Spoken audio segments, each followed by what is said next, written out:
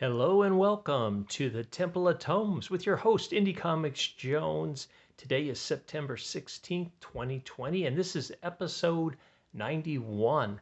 Today we're going to look at Thor, issue 7 by Marvel. And Donny Cates is still on this title and doing a tremendous job. However, we had a transition this time, different artist on this. First, let's take a look at the cover. This doesn't actually happen in the book. However, it does have a certain theme. There's some inscription going on with the hammer, and someone else besides Thor does pick it up. But it looks like we have Iron Man's hand. We have, I believe that's Spider-Man. I'm thinking that might be Captain America. I'm not sure. I'm not quite sure who that could be. This is Groot, of course, and then we actually have a little Ant-Man there. So it's quite definitive. Just want to mention that only Iron Man makes an appearance in this comic, and like I said before, we got a brand new artist on it. It's the beginning of a new arc that's continuing from the last one that kind of had a nice solid ending. So we're continuing with this one. I'll take a look at the art styles real quick. We can see the differences here. What I'm talking about. Try to find a good. Okay, this is current, and this is last time. So we had Nick Klein on it. He's going to be gone for a few issues. He's going to come back in issue 10, I think it is. He's going to be back for issue 10, so I guess to finish up this arc. But as you can see, the style's a lot different. They're using the same colorist, however, even though the colorist in this, he's using a lot different palette, as you can kind of see here.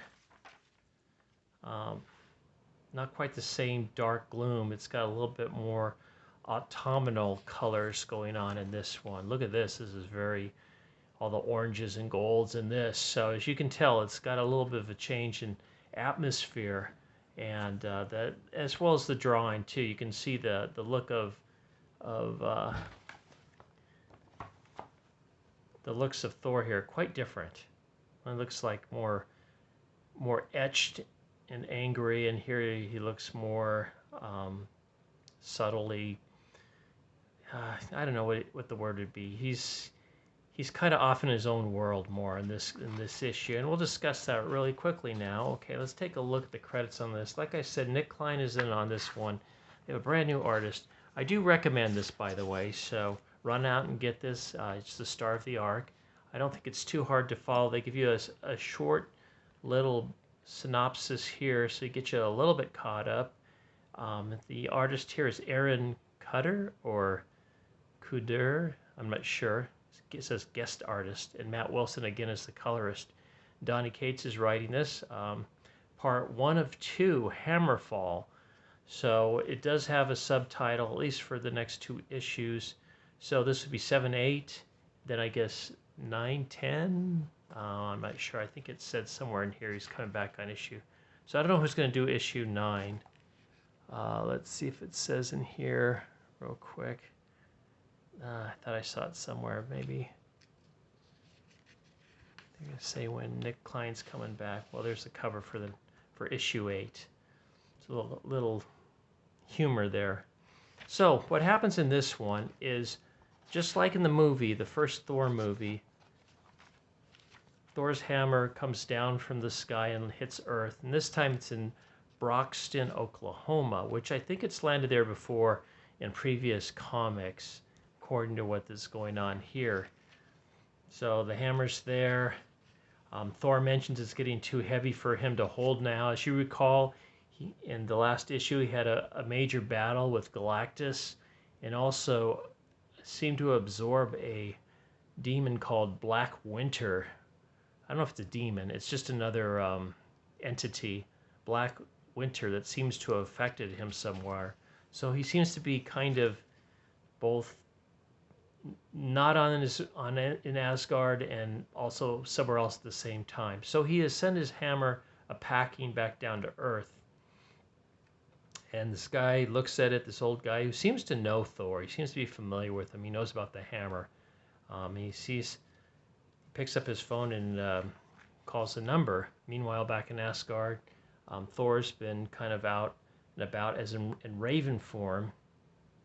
And this Sif is here to greet him, and Sif tells him basically, oh, someone's waiting to meet you, and I'm going to go off on my own. So they kind of swap and take over this raven. So the woman is now the raven, and she flies off, and Thor's back in Asgard to meet this guy named Bill, who I guess at one time was an adversary. They both have respect for each other, and basically what Thor tells Bill here is, things may go wrong. I feel I had a vision, things are going to go wrong, that I need you to be my second in command and take over for me if I falter. And Bill does accept, basically. And they also talk about Thanos a little bit coming back. So back to Broxton, Oklahoma, Iron Man shows up, and they're looking at the hammer. And basically Iron Man tells the old farmer not to touch it. He said, at first he asked him, how did you know to call me? And it says right on the hammer, Tony Stark's phone number. And so that kind of ticks off Tony Stark a bit. And we go back to Asgard and they discuss plans and Thanos a little bit more. And Bill says he'll support Thor. And basically we head on back to Broxton, Oklahoma, and the messages keep changing on this hammer, and it says the last one was pick it up. So the old man reaches to pick it up, and Thor's telling him, oh, don't do it, and suddenly there's this big energy bubble, and the old man becomes a different form of Thor. So, and he's kind of surprised. He just was going by what the hammer was telling him to do. So that's kind of how this one ends. A lot going on. Something's going on with Thor. There's something underlying. Donny Cates does a good job of just keeping it boiling under the surface, which is not an easy thing to do. Not showing his hand fully. I did go to the end on this one, showed you a little bit of the conclusion, but you can kind of see the mastery of Donny Cates' writing on this as he weaves in and out of the story, not giving away too much, keeping you intrigued, make you try to figure out what's going on.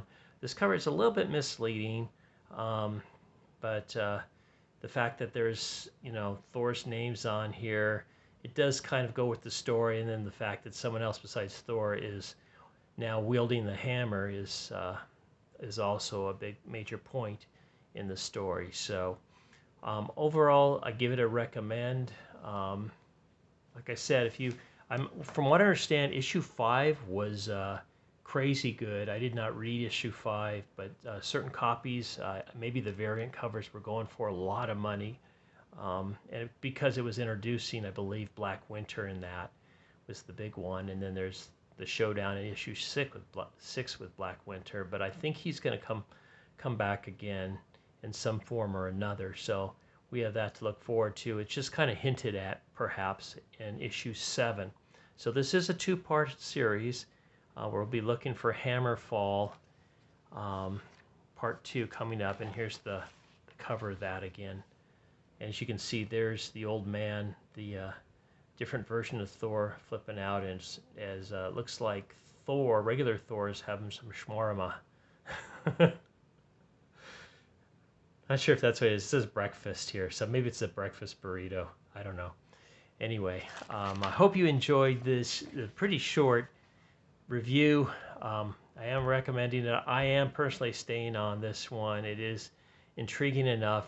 The art was pretty good. It wasn't as good. I didn't like it as much. I shouldn't say it wasn't as good, but I just didn't enjoy it as much as Nick Klein's art. But Nick Klein will be back, and it looks like they're taking their time with this story. So it's all indications are it's going to be a good story. So thanks for stopping by. This is Indie Comics Jones at the Temple of Tomes. Please subscribe, please like, please comment. I'll have more reviews coming up. In fact, I got the second issue of Big Girls, which I really liked issue 1. I'm hoping this issue 2 will not be a sophomore jinx that will carry through, and we'll get a good story out of it. But issue 1 was pretty dynamic. I was making fun of it because of the title and the short blurb they gave for it, but it's actually pretty good. It's pretty deep. I can't remember who wrote it, but I'll probably be doing that one next. So stay tuned for episode 92. All right, you guys take care, and as always, I bid you adieu.